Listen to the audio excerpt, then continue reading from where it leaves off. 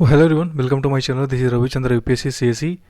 देखिए, इस वीडियो में हम बात करने वाले हैं बेसिकली एक बहुत ही रिसेंट अपडेट है। तो आपको यूट्यूब पे बहुत सारे वीडियोस मिल जाएंगे, पर ये जो वीडियो मैं बना रहा हूँ ये एक्चुअली लॉ के पर्सपेक्टिव से ज़्यादा कवर कर रहा हूँ मैं, क्योंकि बीइंग अ लॉ स्टूडेंट मुझे इसके जो कॉम्पिटिशन एक्ट्स प्रोविजंस हैं वो मैंने पढ़े हुए हैं। तो मुझे लगा कि इसको मैं थोड़ा सा लॉ के अगर पर्सपेक्टिव से डील करूँगा तो आपके माइंड में ज़्यादा देर तक रहेगा। वरना अगर ऐसे तो आप कटआउट्स पढ़ के हिंदू और इंडियन एक्सप्रेस एंड ऑल भी चीज़ें हैं वो आपको बस थोड़े पल के लिए याद रहेगा, पर जब आप एक बार प्रोविजंस पढ़ लोगे तो लंबे समय तक याद रहेगा। ठीक है, तो इस वीडियो में हम बात करने वाले हैं कि गूगल के ऊपर अभी competition commission of India CCI ने एक बहुत बड़ा पेनल्टी इम्पोज करा है, लगभग 1337 करोड़ रुपए का। उससे ज़्यादा कहीं इम्पोज करा है। तो हमें समझना है कि इतना पैसा पेनल्टी के रूप में इम्पोज करने के पीछे कारण क्या है। सीसीआई अथॉरिटी को पावर देती कहाँ से मिलती है उसे, मतलब कौन सा एक्ट देता है, और एक्ट के प्रोविजंस कहते क्या हैं बेसिकली, और किन कारणों से सीसीआई ने गूगल जैसी इतनी बड़ी कंपनी के ऊपर, जिसके सीईओ एक इंडियन है सुंदर पिचाई, उनके ऊपर इतना बड़ा फाइन क्यों लगाया गया है कंपनी के ऊपर। तो उसके बारे में हम समझेंगे, बहुत ईजी शब्दों में समझेंगे। जो भी प्रोविजंस 2-3 सेक्शन है उसको ध्यान से समझेंगे और ट्राई करेंगे कि आपके लंबे समय तक आपके दिमाग में, आपकी मेमोरी में क्या हो, छप जाए। ठीक है, स्टार्ट करते हैं वीडियो को। ध्यान से सुनिएगा, समझिएगा, and please subscribe the channel, share with your friends. Please complete देखिए वीडियो को, अच्छा लगेगा अगर आपको जब लास्ट तक देखेंगे। You will love the video, you will love the content. ठीक है, तो स्टार्ट करते हैं। देखिए, किसी भी वीडियो को स्टार्ट करने से पहले मेरा हमेशा से एक रहा है पर्पस कि मैं आपको एक पॉजिटिव वाइब्स के साथ स्टार्ट करूं। तो ये जो फिगर है वो सिर्फ और सिर्फ एक पॉजिटिव वाइब्स आपके अंदर इम्पोज करेगा, लाइक विथ माइंडसेट के साथ स्टार्ट करेंगे। ठीक है, तो स्टार्ट करते हैं। और करंट अफेयर्स आपको पता है क्या है। करंट अफेयर्स यही है कि पिछले 3 से 4 दिनों के अंदर बहुत सारे डेवलपमेंट्स हुए हैं कंपटीशन की दुनिया में, जहाँ पे सीसीआई जो अभी जिसके हेड कौन है आपको पता होना चाहिए सबसे पहले। तो अगर आपसे कोई पूछे कि सीसीआई है क्या, कंपटीशन कमीशन ऑफ इंडिया एक 7 मेंबर कमेटी है। कितनी मेंबर कमेटी है? 7 मेंबर। एक चेयरपर्सन होते हैं, जो अभी कौन है? अशोक कुमार गुप्ता। ये भी आपको पता होना चाहिए, ए के गुप्ता। ये चीज़ आप दिमाग में डाल लीजिएगा। और प्लस 6 मेंबर्स होते हैं। तो टोटल कितने मेंबर होते हैं? 7 मेंबर। एक स्टैट्यूटरी बॉडी है, एक तरीके से रेगुलेट भी करती है सिस्टम को, थोड़ा सा रेगुलेशन मेंटेन करके रखती है। एक तरीके का कंपटीशन जो मार्केट में होता है उसको रेगुलेट करके रखती है। तो रेगुलेटरी बॉडी भी है, थोड़ा सा इस चीज़ को आप दिमाग में रखिएगा। और 2003 में बनी थी ये बॉडी, आपको दिमाग में रखना है 2003 में बॉडी अस्तित्व में आई थी। लगभग 18-19 साल हो गए बने हुए। ये तो थोड़ा सा सीसीआई का भी मैंने आपको बैकअप बताया। हुआ क्या कि सीसीआई ने गूगल जो है आपका इतनी बड़ी कंपनी, उसके ऊपर 1337.76 करोड़, लगभग 1338 करोड़ रुपए का एक बहुत बड़ा पेनाल्टी क्या करा है, इम्पोज करा है। तो एक कारण क्या इम्पोज करा है देते हुए कि गूगल जो है वो एंटी कॉम्पिटिटिव प्रैक्टिसेस में क्या है इन्वॉल्व है। गूगल के ऊपर जब लगाया गया था तो गूगल को बोला गया कि आप एंटी कॉम्पिटिटिव प्रैक्टिसेस में इन्वॉल्व हैं, इस वजह से आपके ऊपर इतना बड़ा पेनल्टी इम्पोज करा जा रहा है।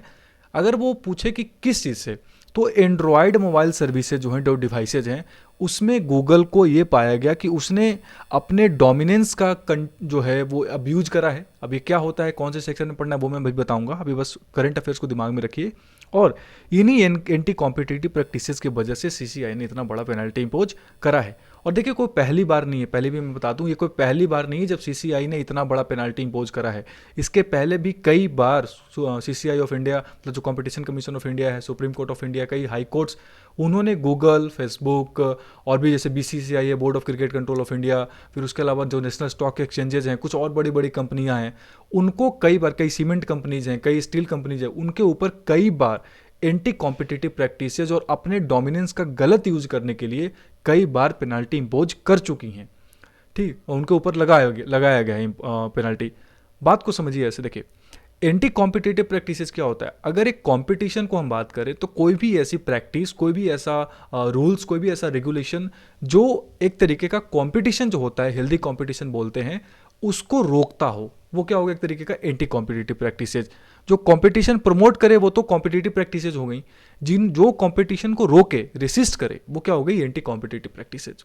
कई तरह की चीज़ें हो सकती है। फॉर एग्जाम्पल, एक कंपटीशन है, मैं मान लो जैसे कि अभी इंडिया में 2014-15 में आप देख रहे होंगे तो बहुत सारी कंपनियां थी, जैसे यूनिनॉर, टेलीनॉर, बाद में बन गई थी वो एयरटेल, एयरसेल, फिर क्या नाम है, उसके अलावा बहुत सारी, रिलायंस था, फिर बीएसएनएल था।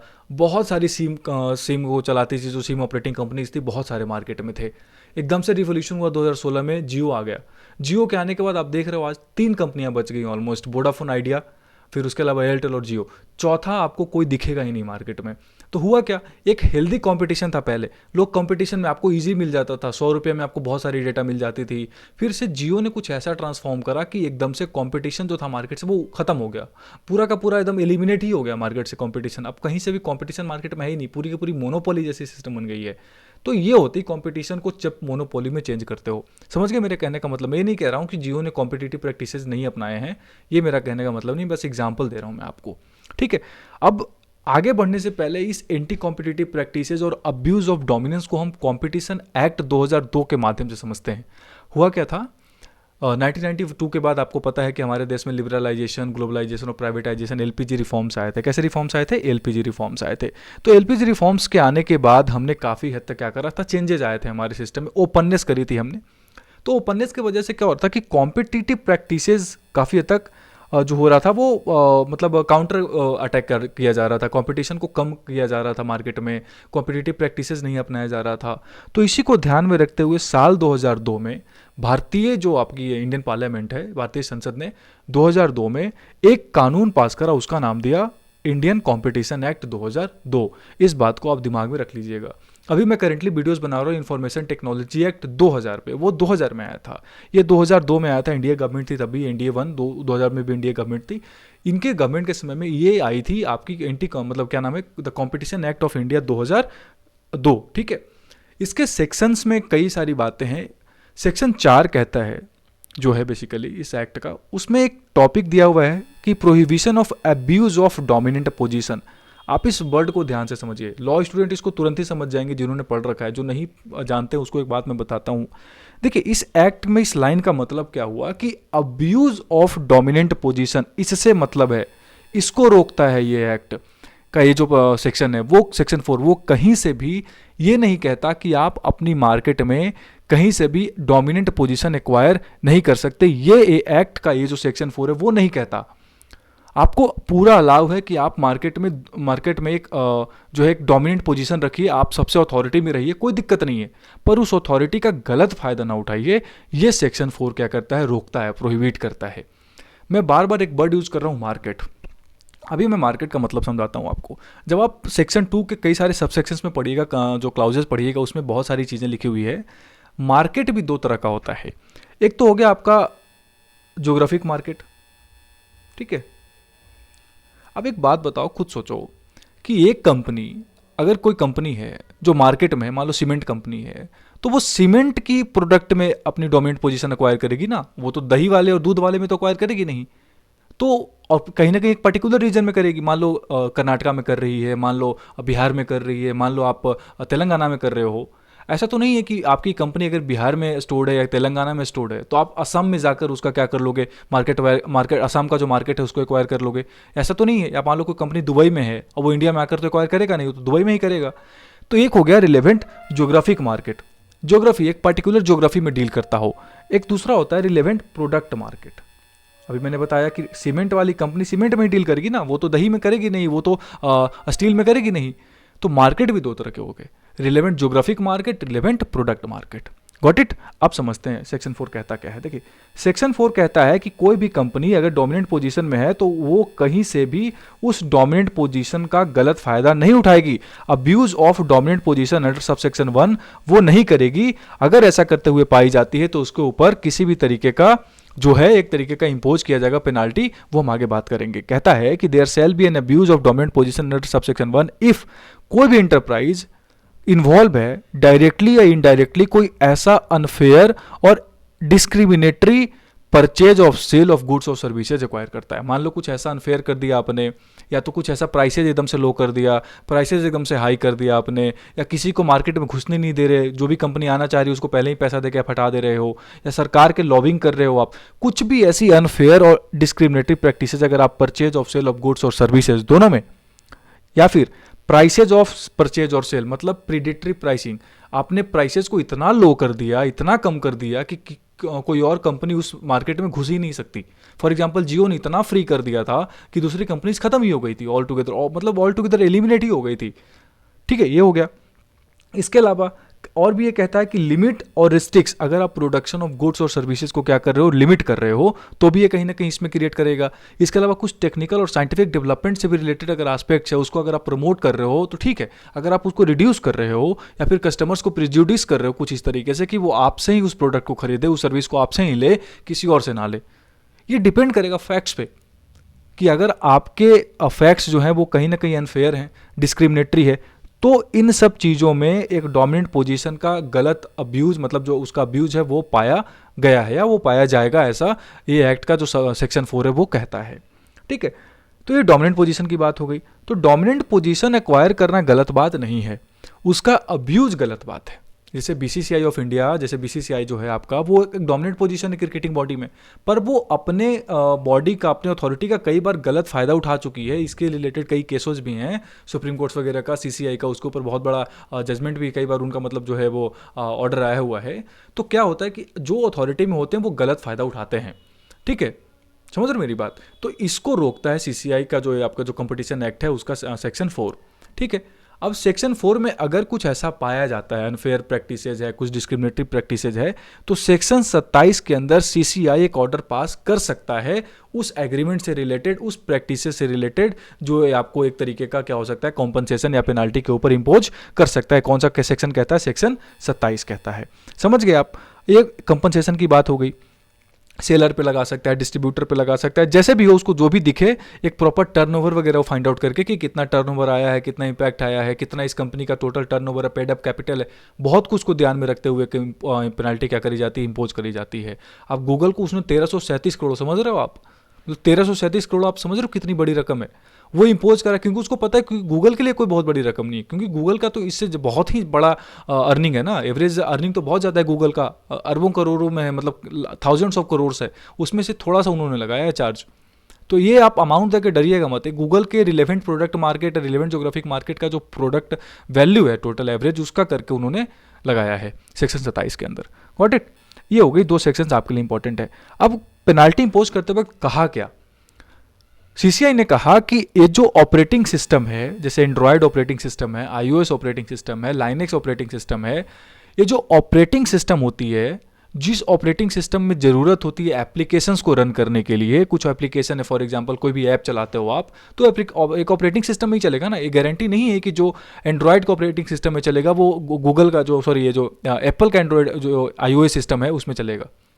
तो एक ऐप को एक ऑपरेटिंग सिस्टम चाहिए, और वो मान लो एंड्रॉयड ऑपरेटिंग सिस्टम प्रोवाइड कर रहा है, तो एंड्रॉयड को किसने खरीदा हुआ है? गूगल ने करा हुआ है, अपने पास एक्वायर कर रखा है, 2005 में एक्वायर कर रखा था।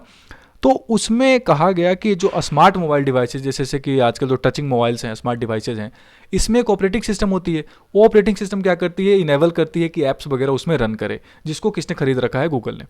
तो कहा गया कि हम, जो सीसीआई कह रहे हैं कि हमने 5 ऐसे मार्केट्स फाइंड आउट करे हैं जिसमें आपका जो रिलेवेंट डोमिनेंस है उसकी बात करते हैं।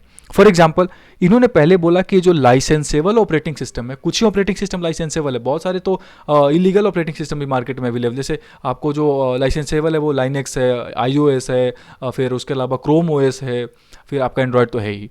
तो इसमें जो लाइसेंसेबल ऑपरेटिंग सिस्टम है उसमें सीसीआई ने देखा गूगल का रोल, उसका अब्यूज, पहला मार्केट। दूसरा, ये जो ऐप के स्टोरेज वगैरह होती है, जो ऐप स्टोर है, जैसे प्ले स्टोर है, उसमें इन्होंने देखा, दूसरा मार्केट। तीसरा, जनरल वेब सर्च, जो वेब सर्च होता है, जैसे गूगल पे आपने सर्च करा, क्रोम पे सर्च करा, मोजिला फायरफॉक्स पे सर्च करा, तो उस तरीके का जनरल वेब सर्च में इन्होंने देखा। एक स्पेसिफिक भी वेब सर्च हो सकती है ना, तो एक जनरल वेब सर्च मार्केट में देखा। ये सब मार्केट्स हैं, क्योंकि आप अलग अलग मार्केट्स में ही तो देखोगे गूगल का रोल, एक ही मार्केट में तो देखोगे नहीं। समझ रहे हो मेरी बात? कि अलग अलग मार्केट्स कितना इंपॉर्टेंट है फाइंड आउट करना। उसी तरीके से कुछ non operating specific mobile web browsers हैं, उसमें बात करा इन्होंने। इसके अलावा कुछ ऑनलाइन वीडियो होस्टिंग प्लेटफॉर्म्स है, जैसे गूगल मीट वगैरह है, इसमें इन्होंने देखा 5 मार्केट्स में गूगल का टोटल डोमिनेंस कितना है और उसका अब्यूज की इन्होंने बात करा। अब ये सब मार्केट्स में देखने के बाद गूगल से जब पूछा गया तो गूगल कहता है कि हमें एप्पल के iOS से बहुत ज़्यादा कॉम्पिटिशन मिलता है, इसीलिए हमने ऐसा कुछ करा हुआ है। तो सीसीआई ने कहा कि देखिए ऐसा बात है कि आप जो डिवाइसेस बनाते हो वो लो रेंज के होते हैं, जो एप्पल डिवाइसेस बनाती है वो एक हायर मिडिल क्लास के लिए अफोर्डेबल है। तो उसका जो सॉफ्टवेयर टेक्नोलॉजी है एप्पल का, वो बहुत एडवांस्ड है, बहुत अलग है आपके टेक्नोलॉजी से।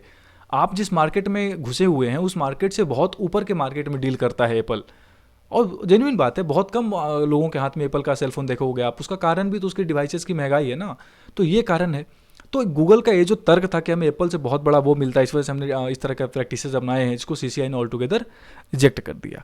तो कहने का मतलब है कि गूगल को कहा सीसीआई ने कि जो आप प्ले स्टोर वगैरह पहले से इंस्टॉल करके देते हो, क्रोम इंस्टॉल करके देते हो, यूट्यूब जो इंस्टॉल करके आप देते हो, इससे जो अर्निंग आपको आती है दैट इज़ इनफ, बहुत अर्निंग है ये।